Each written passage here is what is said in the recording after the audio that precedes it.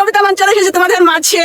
আজ সকালবেলাতে আমি চলে এসেছি, জানো না আমার মনটা অনেক খারাপ, যার কারণে আমি আজকে তোমাদেরকে সালাদ পাতা ইয়েটা নিয়ে তোমার ব্লগটা নিয়ে চলে এলাম। অবশ্যই প্রত্যেক বন্ধু আমার সঙ্গে থাকো এবং আমার এই কষ্টের কথাগুলো একটু হলেও তোমরা অনুভব করতে পারবো বা ভাগাভাগি করলে আমি একটু স্বস্তি বা শান্তি পাবো। ওকে চলো আমরা একটু ঘুরে দেখি যে আসলে এই সালাদ পাতাটা কেমন।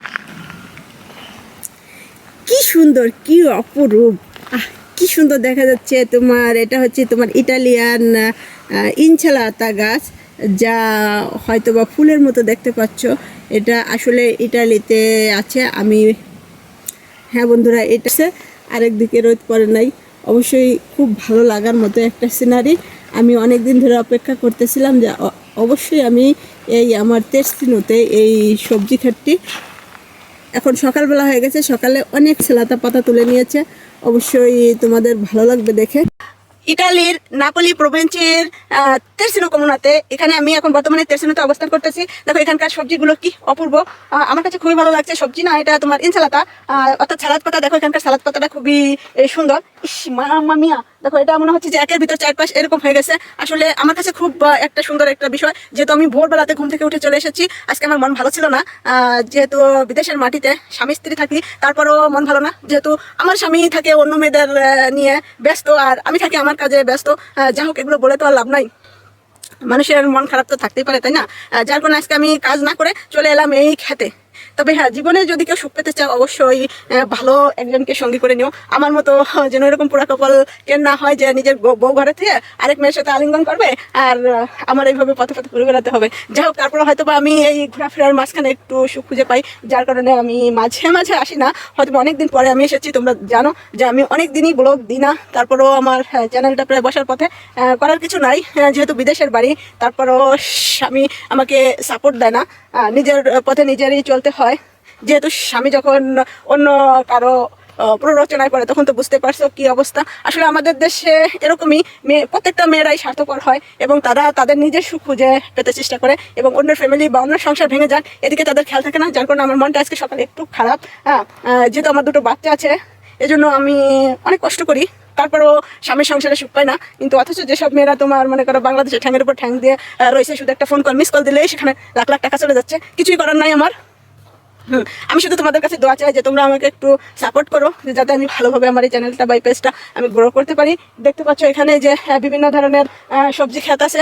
সকালবেলা এই জন্য আমি কাজ করতেছিলাম। দেখো সকাল 6:30 থেকে 7:30 পর্যন্ত 1 ঘন্টা কাজ করে আমি নেমে এসেছি, যেহেতু আমি আর আমার মনকে বুঝাতে পারছিলাম না।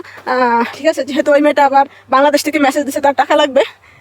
এখন আমরা তো স্ত্রী, তাই না? স্ত্রী তো ঘরের জিনিস, এগুলো তো পাই যাবে, কিন্তু আসলে ওই সব মেয়েদের তো সে পাবে না। যার কারণে ইনকাম করতেছে, টাকা তাদের হাতে চলে যাচ্ছে, আমার কিছুই করার নাই। হ্যাঁ, আমার শুধু চোখ দিয়ে দেখি আর গঞ্জাম বা ঘরের ভিতর অশান্তি। বোঝো তো, স্বামী যদি ইনকাম করে অন্য একটা মেয়ে যদি মেসেজ দেয় আমার মাথা করতেছে আমার ওষুধ লাগবে, তাহলে তো বুঝতে পারছো কি একটা পরিস্থিতির ভিতরে আমার দিন যাচ্ছে। যা হোক, তোমরা দেখতে পাচ্ছ এখানকার পরিবেশটা এবং কি সুস্বাদু, কি সুন্দর একটা পরিবেশ। যার কারণে আমি আমার মনটা ভালো করার জন্য আমি এই সবুজ খেতে চলে এসেছি। সবুজের মাঝে একটু সুখ খুঁজে নেওয়ার চেষ্টা করছি, যে যাতে করে আধা ঘন্টা হলেও বা 30টা মিনিট হলেও বা 20টা মিনিট হলেও আমি মনের কাছে একটু শান্তি পাই, একটু স্বস্তি নিই। এজন্যই তবে আমি তোমাদেরকে বলি যে আসলে প্রিয়জনকে রেখে যদি অন্য স্বামী, বিশেষ করে স্বামী তো মানুষের একটা মেয়ের অমূল্য সম্পদ, তাই না? তাই নিয়ে যদি আবার বাংলাদেশের মেয়েরা কারাকারি করে, এটাও একটা খারাপ জিনিস। যেহেতু আমি তো একটা কলা নিয়ে ইটালিতে এসেছি, তাই না? আমি তো আর লাখ লাখ কলা নিয়ে আসি নাই, সেই একটা কলা নিয়েই ওরা টানাটানি করতেছে, বুঝছো? ওদের মতো পতিতা মেয়েদের জন্য আজ আমার এরকম কষ্ট। যা হোক, আমার কষ্টটা তোমাদের মাঝে একটু শেয়ার করলাম নিজেকে হালকা করার জন্য। তবে তোমরা ভালো থাকো, আমি আস্তে আস্তে তোমাদের সব পর্ব দিব। কিন্তু আসলে মন ভালো না থাকার কারণে আমি কম্পিউটারের সামনে বসতে পারি না, যেহেতু আমার স্বামী কম্পিউটারের সামনে বসলে খারাপ কথা বলে। এজন্য আমি পারি না নিজেকে ধরে রাখতে।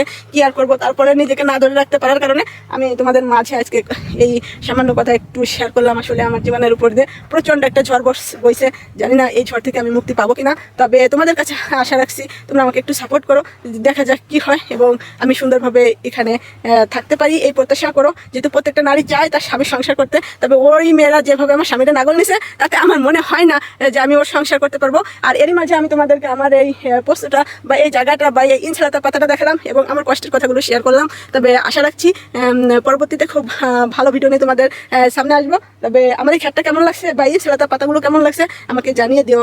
আসলে জীবনে চলতে হলে একজন ভালো সঙ্গীর প্রয়োজন।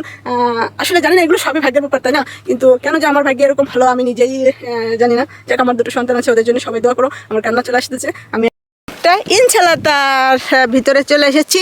ইনশালাতা হচ্ছে সালাদ পাতা, দেখতেই পাচ্ছ অপূর্ব সুন্দর। আমার এখানকার দৃশ্যটা এটা হচ্ছে তেরসিনোতে অবস্থিত। আমি নাপোলি প্রভিন্সের তেরসিনোতে আছি।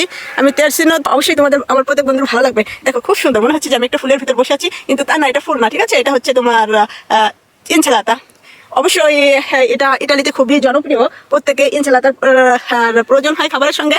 দেখো ইটালিয়ানরা বিশেষ করে দুপুরবেলা ইনশালাতা অবশ্যই তারা খায়।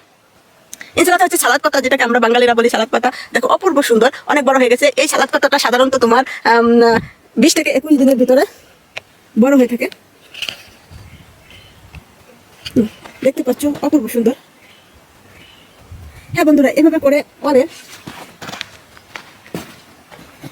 এদিক থেকে আবার ইনশালাতা গুলো সকালবেলা তুলে নিয়ে গেছে। এক ধরনের এখানে দুটো প্রজাত আছে, এই যে একটা, আবার দেখো এই যে এদিকে আরেকটু পাচ্ছ। এই ইনশালাতার জাতটা অন্যরকম, অবশ্যই এটা তোমাদের ভালো লাগবে।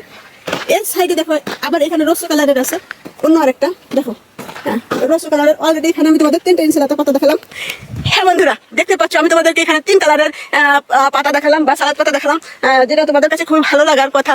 যেহেতু সালাদ ইটালিতে একটি খুবই জনপ্রিয় খাবার, বিশেষ করে ওরা দুপুরে খাবারের পরে এই সালাদ পাতাগুলো খেয়ে থাকে, তাই আমি তোমাদেরকে দেখানোর জন্য এখানে নিয়ে এসেছি। দেখো আমি ইটালির তেরসিনো থেকে বলছি, এটা আমার বাসার পাশে একটু দূরেই। আমি এই তো আধা ঘন্টা হয়েছে এখান থেকে লোকজন চলে গিয়েছে, আমি এসে গাড়িটা ধরতে পারিনি। যা হোক, অ্যাট লাস্ট শুধু যাওয়ার সময় আমি গাড়িটা একটু রেখেছি, তোমাদেরকে অবশ্যই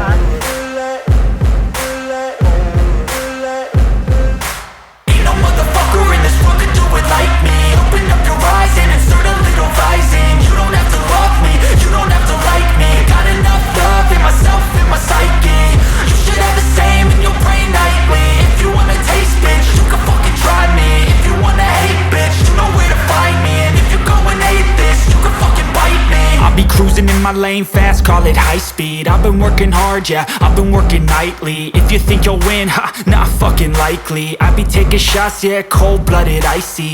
Watching numbers grow is what I call sightseeing. In the front row, run it up when they hype me.